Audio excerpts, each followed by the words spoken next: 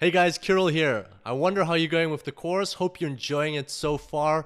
You're through the live testing results, and I wanted to post a quick update. So today is Monday, the 24th of August, 2015. It's 1:30 p.m. in Brisbane, Australia, and currently I'm just testing out a broker, which I'm kind of interested in checking out, and I've created a few orders today morning just to see what's going on in the market and so on. And I was actually going to share with you another triangle pattern that I found. I really think that they're very powerful, and as you saw from the previous videos of the live testing, we've had some good results. And today, once again, I just wanted to show you what happened here. So this is the euro franc, and so as you can see, this is triangle. I'll switch it back to the bars, and you can see how nicely it's forming. This is the 5-minute time frame.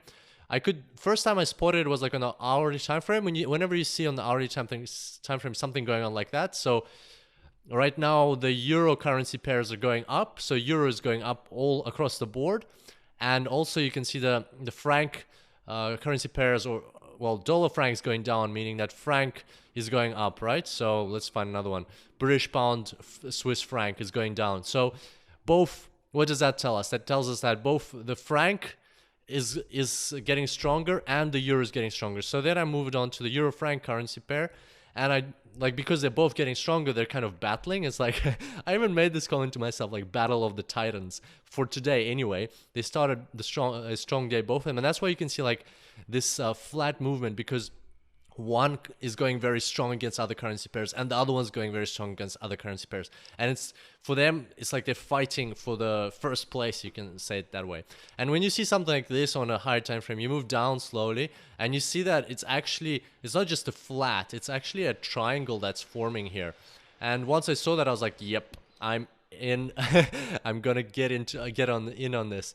And once again, this is just because I'm testing out the broker. I don't want to commit to a full throttle trading strategy or anything like that.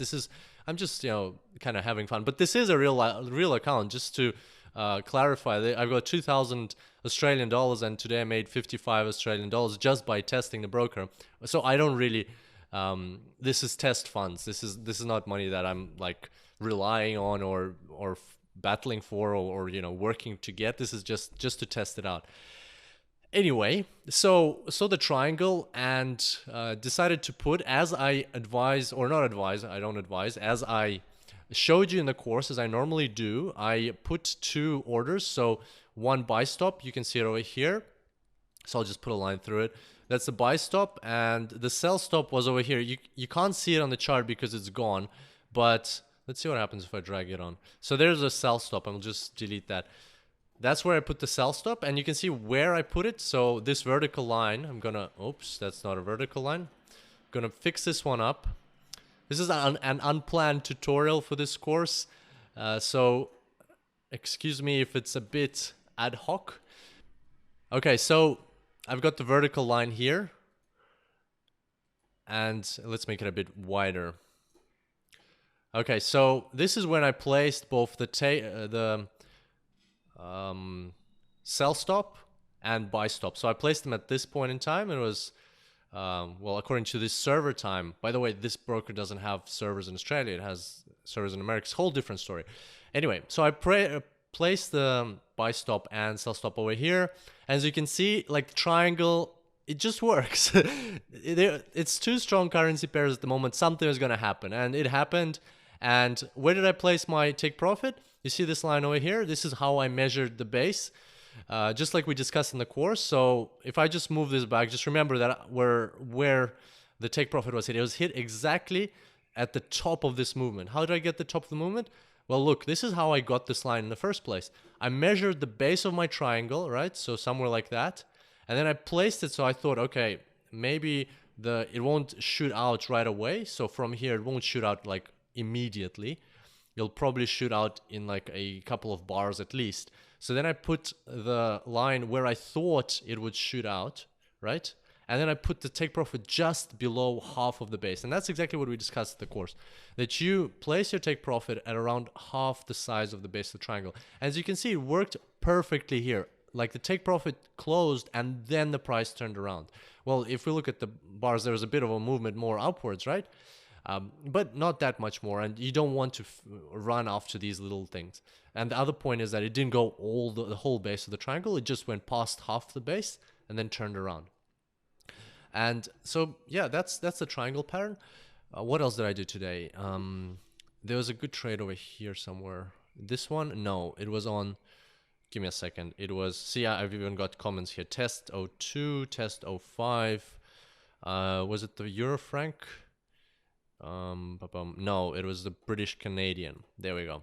So here was a good trade. So what can we see here?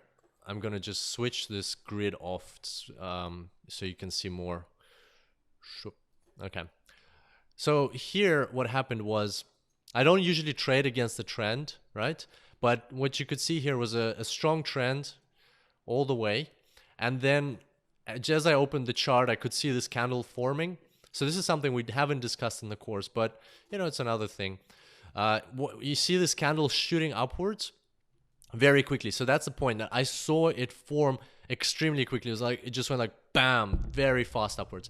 What happens in these situations, if it's not some news or something that's forcing the market to go, and it's going to keep going that way, if it's just like a spontaneous, maybe a session opened, or you know, a company announced or a bank is having like not a major but a minor intervention, or something is happening in the world, some geodemographical cataclysm or something happened very quickly, but it's not major, right? So I didn't hear anything on the news. I know it's not a Friday, so I don't think that there's something major going on.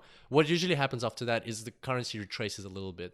So people go in, and then what happens, people see this movement is going fast. If I put the tick volume back on here, you see the tick volume here. In Forex, tick volume is basically, it's not the same as volume on the stock market or anything. It's just how many ticks there were in this bar, like how many times did the price change in this bar.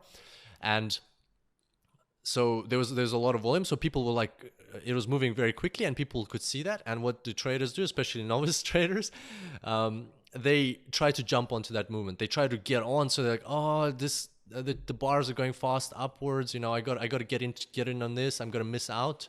And never do that. That's not a good idea. If you miss the train, you've missed the train. So you can see here, like, it took a couple of minutes. This is the minute time frame, maybe like half an hour or something, but it was going very quickly. Like in a minute, here you can see it went, what, 13 pips, and then like very quick. And this is a Monday morning, so this is just the Asia trading session. We talked about trading sessions also in this course as well at the start. So you know that it shouldn't be very quick. It should be kind of like lazy and slow. And it's like going very quick, very quick. People are trying to jump onto this movement. And what happens? The late traders, they jump in over here. And that's when the smart traders start selling. Like the traders that are late, they want to buy. And that's when the smart traders are selling off this movement that they got from the bottom to the top. And now they're getting out of the market. So there's a lot of currency British pound, there's a lot of British pound being released into the market. And all the late traders, they're buying it, while the traders that came in early, they just get rid of the currency. And because there's so much currency, excess currency, the price is going down. And that's when you jump in. Like, it doesn't always happen, but if you can see that it's happening, that this exact scenario is happening, then in this case, what I did is I jumped in and I just, you know, capitalized on that movement back, like kind of little retracement that happens after quick movements like that. Quick, unexpected, and unexplained movements like that. And that's it. And then I got out. I even put a buy stop order, buy limit order somewhere here. So I was going to, you can see it somewhere here, buy limit there. So I was expecting, I'll drag it onto chart. I was expecting the price to turn around. So I knew that it's against the trend. It's not going to last forever. This downward movement, it's going to keep going up, right? So I put a buy limit, and I said, okay, so if this retracement goes through a little bit more, then I'll get in on a buy. But it just didn't trigger my buy limit. So you can see the price crossed here. But as you know, this is the bid price that's illustrated, and buy orders get opened at the ask price. So the ask price was just above. I could see it here, and then just went away. And then I was like, okay, now I don't want to get in here. It's a bit too late, because if I got in here on a buy order, I would have to sit through all of this. and not good, especially if I'm just testing these things out. So that's the two trades that I did today. I did a couple more, but those are the two most interesting ones. There's another big one somewhere, or big, quotation marks, big.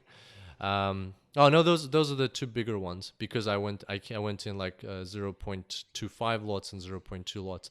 Anyway, hope you enjoyed this, and main focus, of course, was a triangle pattern, that it does work. So keep maybe learning the triangle pattern and researching it more.